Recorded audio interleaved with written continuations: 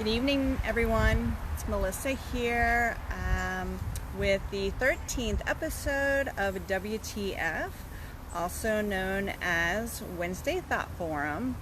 Today we're going to be talking about how to ask for help. So, have you ever been in a position where maybe you're needing directions because you're going somewhere you're unfamiliar with?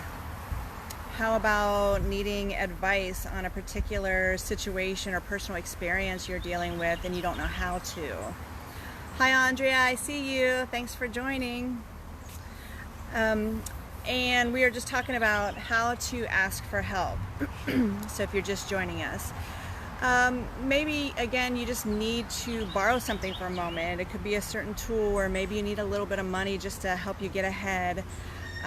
So we've all been there before, right? We've all need to have had to need to ask someone for help at some point or other.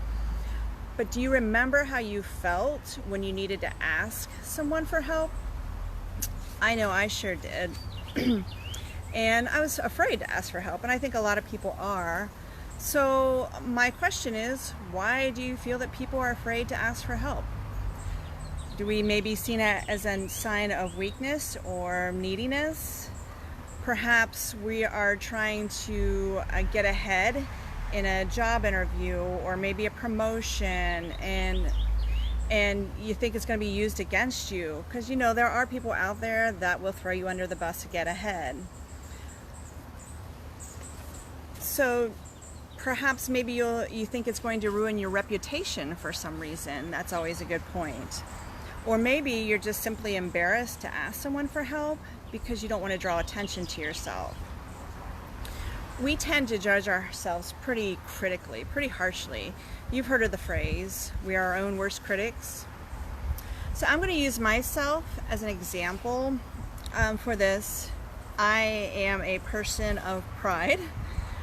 I am one of the stronger ones in my family too, that a lot of my family members rely on, as well as friends, for advice or to help them out in situations.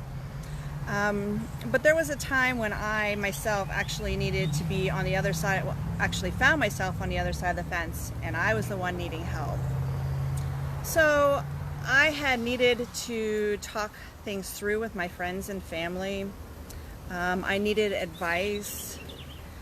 I needed a little bit of financial help at the time. But more importantly, I just think I felt the need to be loved.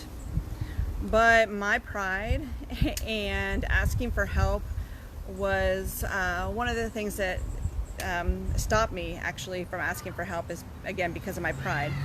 But I was to the point where I couldn't take it anymore, so I had to find a way.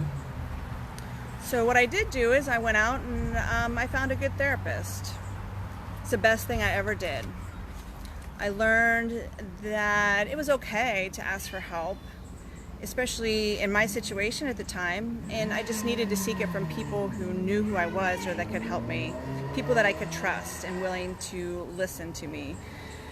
You see, I've always felt that I would be bothering someone with my problems. When in doubt, they were actually flattered when I asked them for my help because I probably had helped them once before. I also thought it was a weakness to ask for help. When in doubt, it actually took strength to ask for help.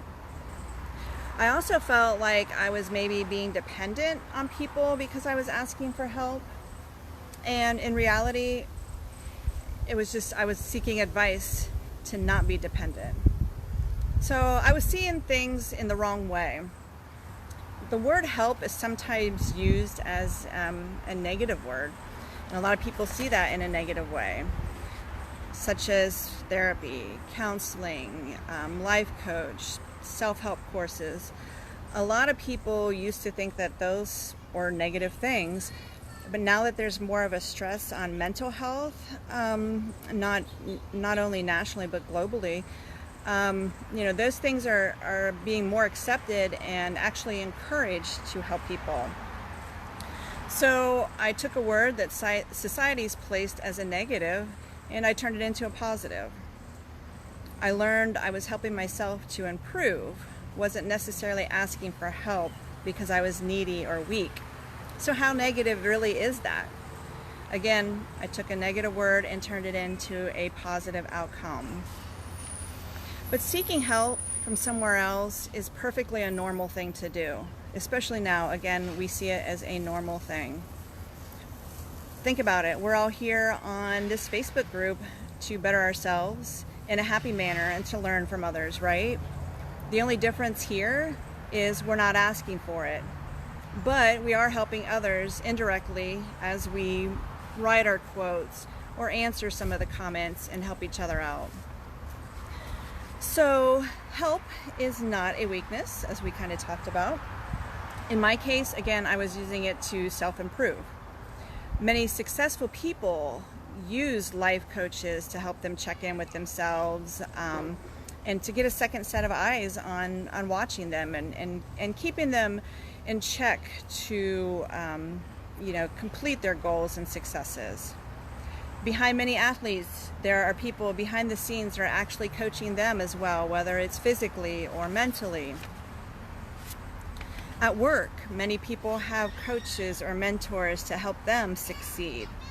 It's common. It's someone there to keep you accountable for your goals and successes, but it can also be someone to help you with your fears or issues. Seeking help is a strength.